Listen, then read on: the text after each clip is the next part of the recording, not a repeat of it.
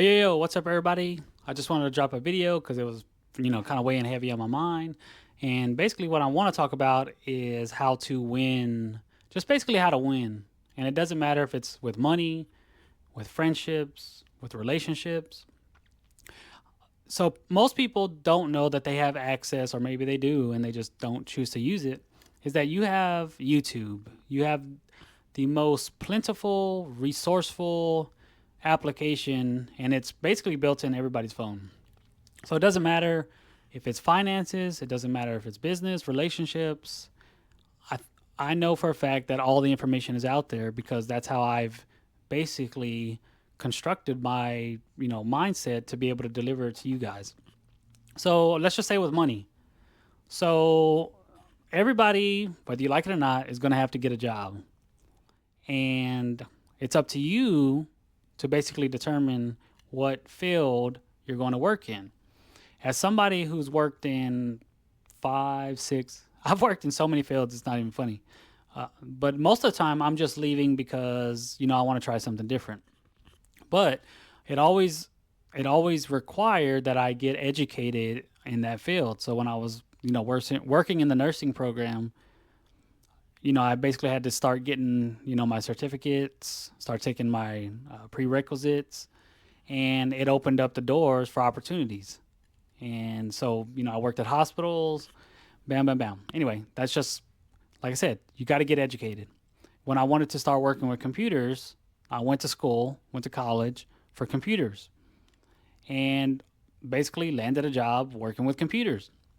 So you can kind of see the pattern here is that it's not as hard as you think. If you want to get a job working with a particular thing or in a particular field, go get educated. Now, and that's how you start to make, higher revenue or higher money, higher income. And depending on what field you choose, you can all the information is out there where you can find out how much this makes, how much can I expect to make. You can narrow it down to literally your state, city, bam, you'll get your answers. So a lot of times when I change field, it's just because I felt that I had basically outgrew that field, or I realized, like in the nursing, I just realized I didn't want to work in a hospital for the rest of my life. I wanted to work more with my hands and electronics. That's what led me to computers. After computers, I went into construction and I worked a couple of years of construction, and I just knew wear and tear on your body. And I also wanted to do other things, but the construction job that I had was requiring, 50 to 60 hours a week, great pay, never complained about the pay. And I was going to live a very comfortable middle class lifestyle if I just stayed in construction. I wanted to shoot for something that I was just a little bit more passionate about. So that's what led me into like my arcade games and things. So what I did was I took a lesser paying job, but it would allow me to get some of that time back. And it's kind of like a mixture of data, computers, but I was always technically savvy enough that it didn't matter what field it was.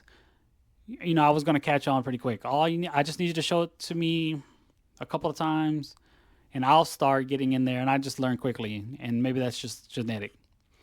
I'm just basically trying to say is like, in every single one of these jobs, I was going to live a comfortable lifestyle. Next thing, okay, so basically with finance, is one thing you just need to be careful of is just trying to keep up with the Joneses. That's basically a lot of people will have these friends that are just living paycheck to paycheck, living in debt, but you always find these people upgrading houses, upgrading cars, buying new furniture. And luckily for me, like I grew up dead broke in poverty, and I just realized how to survive on less. So when I quadruple my income, and I still maintain that mentality of just living with less. I'm most basically a minimalist. I don't need the nicest new car that's out. I'll take a 5-year-old car. Like I said, all that information is on YouTube. This is all these things that I've learned are on YouTube. Maybe you have to search the right subject. But here's just my rule of thumb. You always want to shoot not even for the top 1%. let's say the top 20%. What are the top 20% of people doing in finance that other people aren't doing? Like I said, you can shoot for 1%, but even if you're in the top 20%, and like I said, that's a top 30%. Like so many people are out here just living paycheck to paycheck, and it's because they keep, like I said, they keep people around, they keep friendships around, they keep relationships around that just don't help them. And like I said, they're not always asking the right questions, but all that information is out on YouTube. You just you have to know how to look for it. And it's not easy. How do I become, top 10% in finance? How do I become, just ask those questions. So, like I said, each one of these subjects has their, I can make an entire video on each one, but I just wanted to choose finance just because so many people struggle with finance. And like I said, I remember what it was like to be broke. Like I said, you just feel like this constant pressure on your neck, and you kind of feel like you're suffocating because you don't know how you're going to get out of it. One thing I learned is, as long as if you can be useful, if you can cut grass, if you can cut hair, if you can fix things, you will never ever have to be worried about going broke. Because if you're like, I'm basically the person in my family, anytime something breaks, or anytime somebody needs something fixed, or anytime somebody needs advice, like I'm always that person. So I'll basically end it with this. This week I made, I'm not gonna say his amount because I don't want Uncle Sam knocking on knocking on my door. But I basically made double what I make at work on side jobs.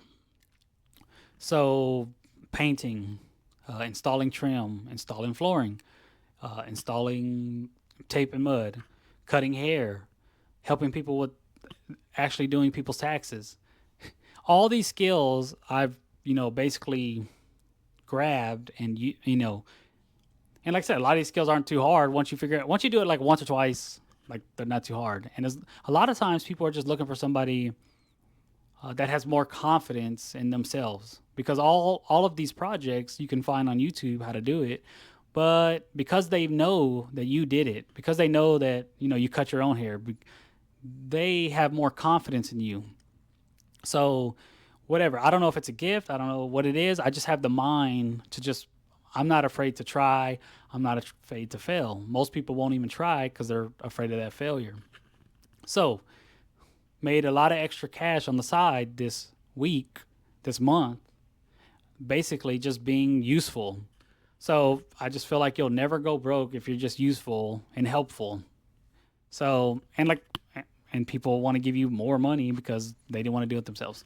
Anyway, I went way too long on that rant, but hopefully you'll be able to find the information that you need in that rant, to be able to like improve your lives. Because whether you believe it or not, like I want everybody to win. I don't want people to be out here, suffocating. I don't want people to like turn to drugs or, turn to all these different things because they feel like their life sucks. So I just want everybody to win. And I feel like most of the people, maybe there's like a few outliers, but the most people that I've met that are winning, they want other people to win. They just want to give, inspiring advice to people that, because I think they all like, what is it like? I don't know. What percentage of millionaires were not millionaires on their way up?